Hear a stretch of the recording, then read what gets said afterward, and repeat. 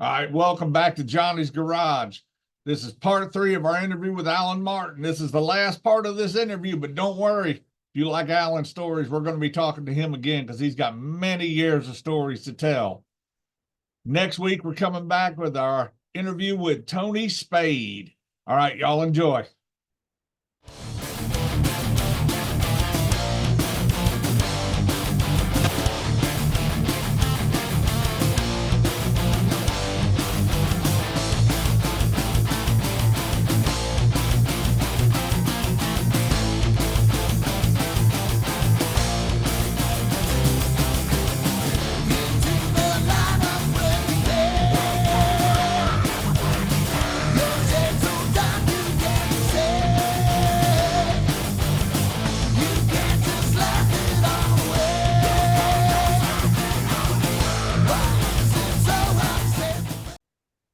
Hey, let's rewind for a second because we never really finished the $100 challenge discussion. Because I was wondering, so we talked about Bill Denham earlier with the worm. Yeah. And so this night in particular, I was running cameras. I recorded this. Donnie Martin erased it so it wouldn't make it on the television show, but I had the master tape. And so the tape still exists. I think Bogey's in possession of it now. But it was you and Randy, and this guy was drunker than Cooter Brown out there. And he kept talking, and finally Alan looked up and he said, the only thing between us is air and opportunity. Yeah. And this guy comes up and jumps up in the ring or tries to. He did. He lays down on the ring apron and rolls in. Yes. And when he did, me and Randy Barber did a tap dance on his forehead. Yeah. And he was unconscious when he came out of that ring.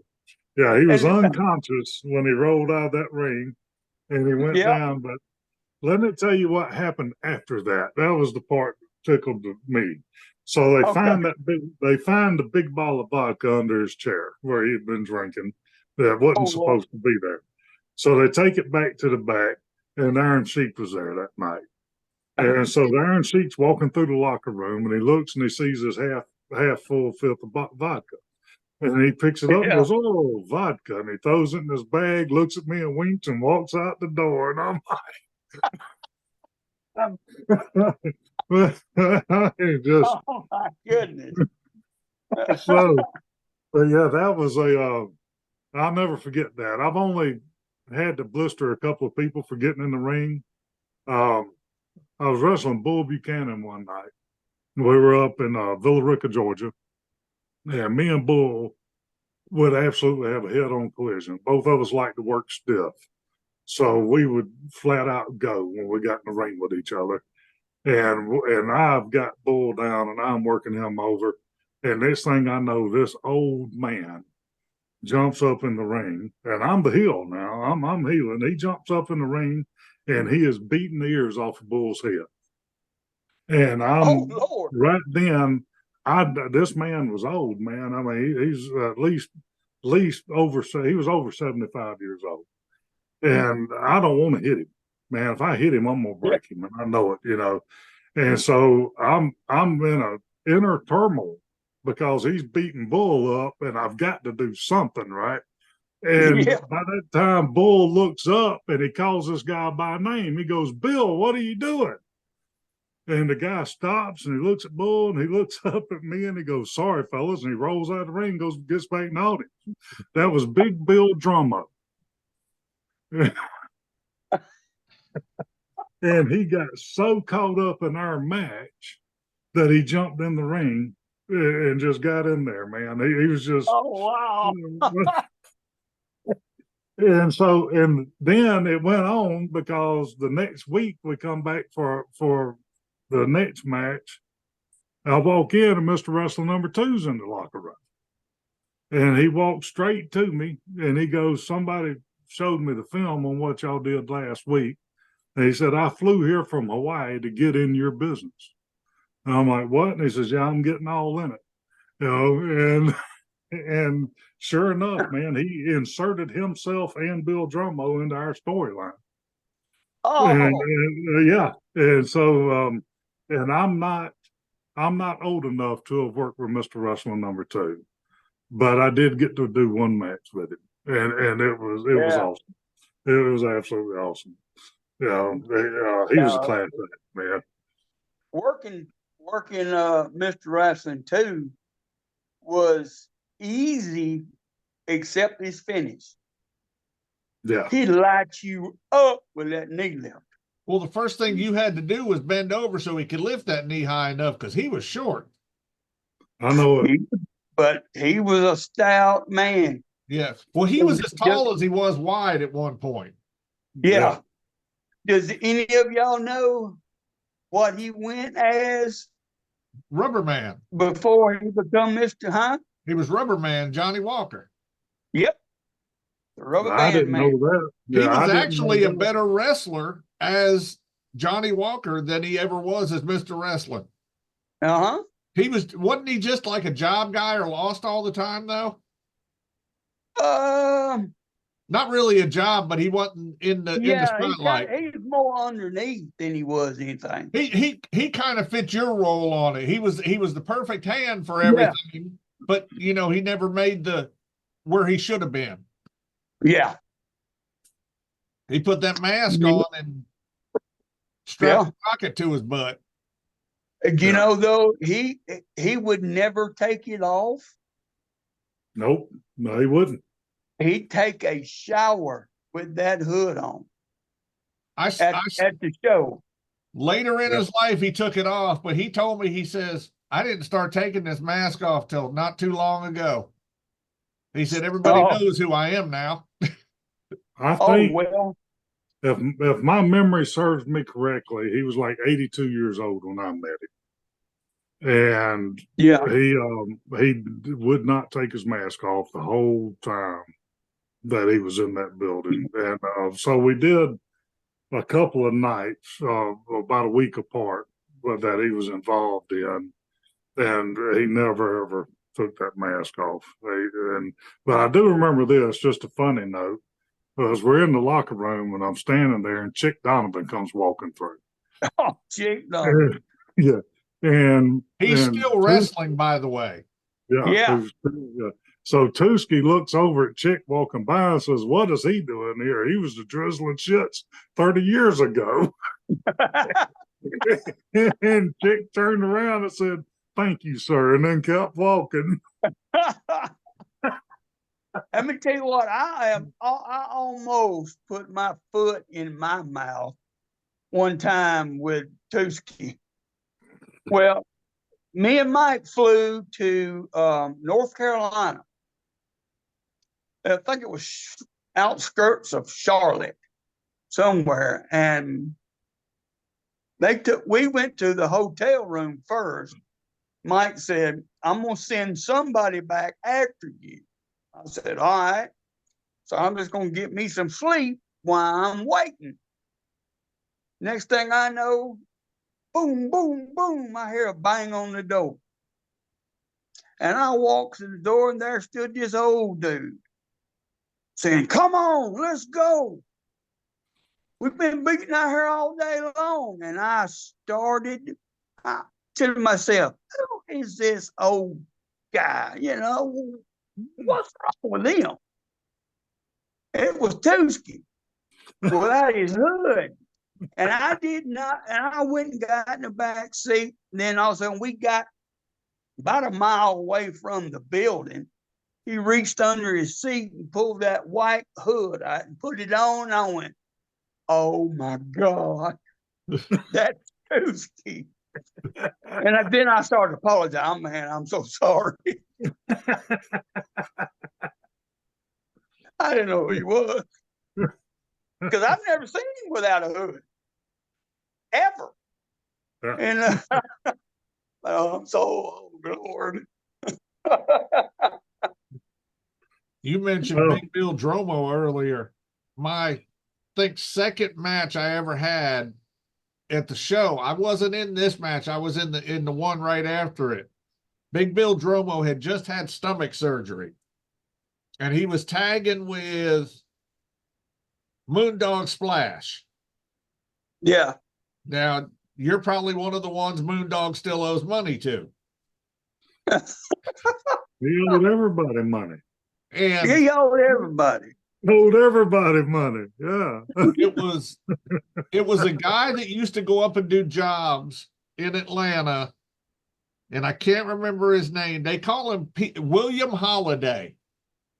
Bill Holiday, you might know him as black guy, skinny. But it was him and one other guy, and Bill had just had the surgery. He says, "Don't kick me in the gut. Don't hit my gut. I just had surgery." Poor William. He hit him in the gut. Oh no. Oh, not Dromo. Oh. Yeah. Between Moondog and Dromo, he had a bad night. Oh, yeah. That dude did. Yes. Yeah. Oh my God. Who's your best opponent you've worked with? Ever? That you loved working with? Flair. Well, you Ric Flair. had a good style for Flair because you flew like he did. Yeah.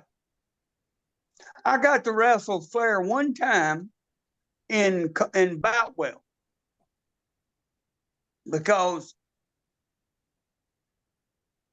he was supposed to have wrestled Wendell Cooley for the world title. Well, somehow Wendell couldn't make it. So Flair went out there and he did a big to-do thing. I'm thinking that he was going to say, you know, I'll take on Bob or, you know, whoever, you know. But he said, I want to take on the junior heavyweight champion, which was moi. And me and him went out there and we tore the house down. I went out there and just kept my mouth shut. And I says, I'm a heel, Flair. He was world titles you're not a heel or a babyface. You know, he said, I'm gonna put my belt up because I can't take yours because way too much. But me and Flair had a knockout dragnet, about 45 minutes. That would have been. And I thought I would be so blowed up, but I wasn't. The way he did stuff and called it, it was like just like a day in a park, you know. It was so easy. But I really didn't have no real bad matches ever. You know, been squashed a couple of times, you know. But no real bad ones. I remember how often do you talk to David? David Lee? Yes. I talk to him every now and then. When you guys, the night you guys worked us, where you had your first match at? Where was it, Martin? Against Bubba Duke. Yeah. Oneonta. Aniana? Yeah, at the high school. And okay. We worked you. It was me and Billy the Kid versus you and David. And I still remember to this day, you had me laughing so hard between you and David. I'm down there on the mat. You had my arm figure forward in your thing, and you yell back to Foots at the entrance to the locker room, and you're shaking my hand going, "Hey, Foots, look, it's Adrian Street." Oh, yeah. I remember that night well because, oh my God, not only was it my first official match with Bubba Duke, but I remember how you got the audience that night. You went above and beyond. to get them going before y'all got into y'all's match.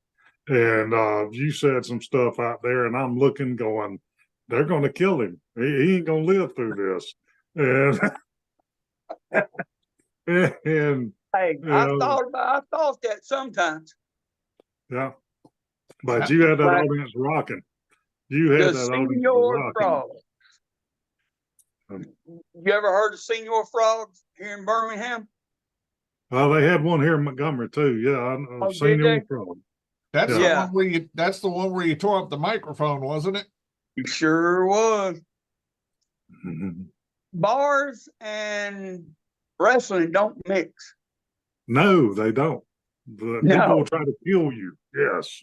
Well, we Yeah. talked about the silver steer. Me and David wrestled. You were out there, and they watched that guy that they had to pull out of the ring. Yeah.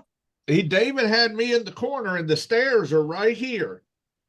He's popping me in the corner, and next thing you see, just this shadow come over you. He had to weigh 300 pounds. He had all of the security guards and David. David was trying to knock the hell out of him. Yeah. And he was coming in the ring. He wasn't being stopped. Oh. Yeah, that's Yeah. the Silver Steer. They own two bars. They had the Silver Steer in Clinton, and then they had Southern Station over in Sylacauga. And I was in Sylacauga, and then me and Steve were running heat on each other. And so Steve's out there doing an interview. I come out and knock him upside the head with my chain. And when I turned to walk off, this guy jumps in front of me. And you were talking about the T-shirt, right? Taking off the shirt to get in the ring. Yeah. Well, he jumped in front of me and pulled his glasses off, right? Oh. And as soon as he pulled them glasses off, I knew he meant business. You know, he's ready to fight. And Yeah. so he pulls the glasses off, and then he pulls a daggone buck skinner on me. And he's got this Oh. buck skinner in his hand. And I've still got my chain in my hand. And my chain was a for real toe chain. It wasn't a Yeah. gimmick chain. And I had a master locked to one end of it. And I threw about 1.5 feet of slack on that master lock. And I looked at him, I said, "Don't do it." And he moved just that little bit. That's all he had to do was flinch, man. And I caved his head in and put him down. But that guy is still in prison now. He had killed somebody and cut him into little bitty pieces, man. Cut him in like 100 something Oh. pieces. And so, but when they took his mug shot, he still had the dent in his head where I hit him with that. But no doubt in my mind that guy would have killed me. You know, Yeah. no, I had to take care of myself. You know, Of course you did. Sylacauga was a dangerous place. Yeah. it was. I had a couple guys come after me with guns and knives up there. Hmm. I love Sylacauga because I got the heat when I was heel. You know, I would sometimes work double gimmick, work the baby, and then come out as a heel. And it was like they didn't know it was the same person. It was like instant hate when I walked out. Yeah. No. I got Bogey. You might remember this when we were with New Breed up there. I got banned from Sylacauga. I got a damn letter from the mayor. I had to Really? I had to sign for it, and banning me from Sylacauga. I wasn't allowed to come back, and so of course I went back. You know, I mean, how can you not? And they were going to put me in jail, and I had all my kids with me. And I'm like, "No, man, you can't put me in jail. I got 4 children sitting in the audience over there." And so they made me load my kids up, and the police escorted me out of town. I had one car in front of me, one behind me, and one on each side with their lights on. And we went under the bridge to where it turns to 231. The one in front of me pulled over, and I kept going, man. Yeah. So I officially got banned from Sylacauga for inciting a riot. Oh my Lord. See, he did learn from you, Alan. Yeah. Bogey, you remember I that? know it. They kept asking what I was driving. That's all it come down to. They kept asking what I was driving. And I'm standing backstage with Bogey because this was actually a pretty big show. They had a big entrance set up and everything. And So I just talked loud to Bogey. I said, "Tell him I'm driving that red truck out front with the rims on it." And I wasn't thinking about where I was at, right? And so there was a brand new fire engine red Z71 with a lift kit, had a lift kit, buckshot mutters, roll bar, the KC lights. They beat that truck to death. And Oh, Yeah, like I say, Silicaga was a dangerous town. yeah. what? Still Yeah. is. Childersburg wasn't much better. Wetumpka too. Yes. Oh yeah, Childersburg. Oh my God. Yeah. I That was I got a question, Martin, for him. Yeah. What are your memories of Spider? oh, good one. You know, Spider? the three ladies in the Wetumpka area, the three old ladies, they had to be 106 still. Spider, Granny You Bill, know, and Tiny. If you wrestled Continental, Spider's the one that stabbed Wendell with the knitting needle and put it through his leg. So it was the Oh. three old women that were always front row everywhere you went. And they would hit you with Oh, dog wow. chains and throw hot coffee on you and stuff. You don't remember them? Now, where was this at? Wetumpka Wetumpka? and in Montgomery at Continental, whenever they were running Continental. Okay. I don't know them.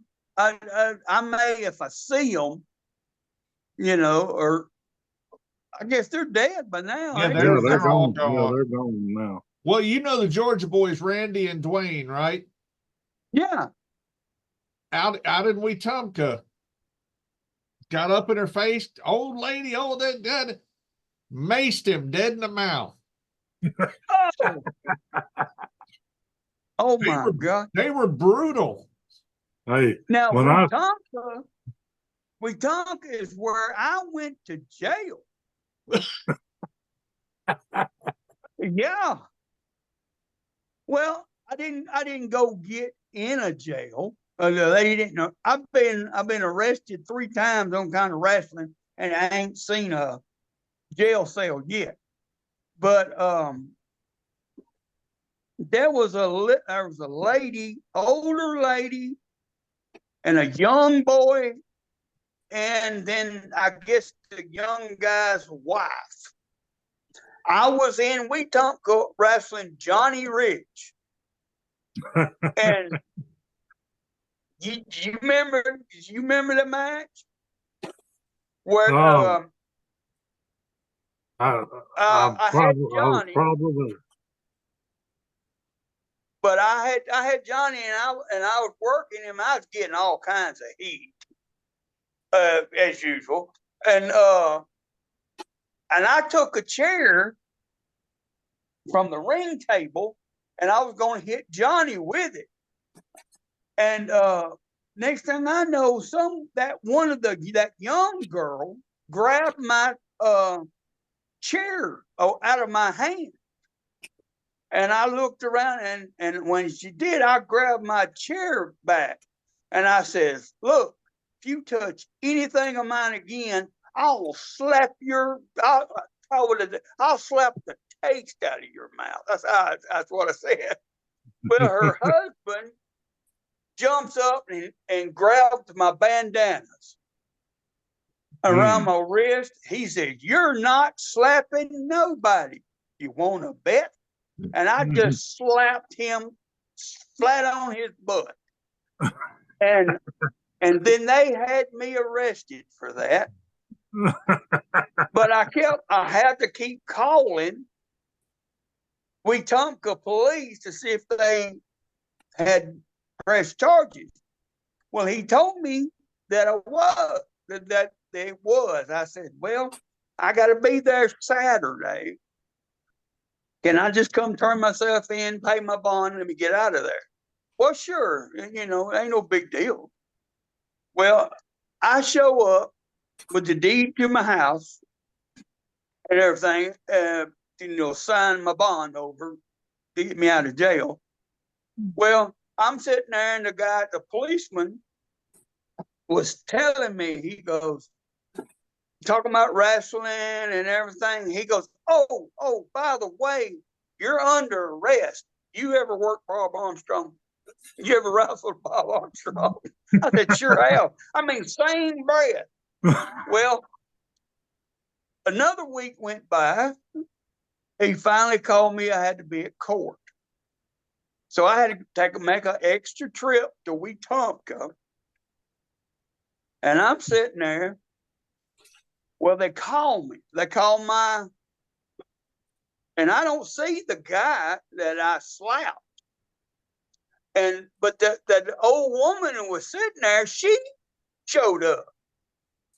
And she said that I kicked her when I slapped her son. And I looked, and I said, Your Honor? I said, I don't remember touching her. Now, I slapped the taste out of her son's mouth. I agree to that, because I did do it. I said, but I never touched her. Boy, she screamed. Well, what happened, he was a truck driver, and they got caught up north in the snow. Well, they redone it. I went back the next Wednesday. Well, I'm sitting there. Nobody shows up for fight against me. Right. That judge calls me up there, and I'm sitting up there, and the arresting officer walks up there beside me. He goes, "Hey, how you doing, Alan?" And I said, "I'm doing good. How you doing?" We're talking like we're best buds, right? And that judge says, "Well, ain't nobody here said you've done anything." I said, "I guess not." And he says, "When do you have to come back to Wetumpka?" And I said, "Saturday." He goes, "Do you mind being Have?" I said, I can't promise you nothing. I said, "But if you like, you can come to the show and be my guest if you want to." He came. The judge came. All right. I guess you behaved yourself. That's No, called I bribery. That's called No, you just admitted to bribing a judge. didn't.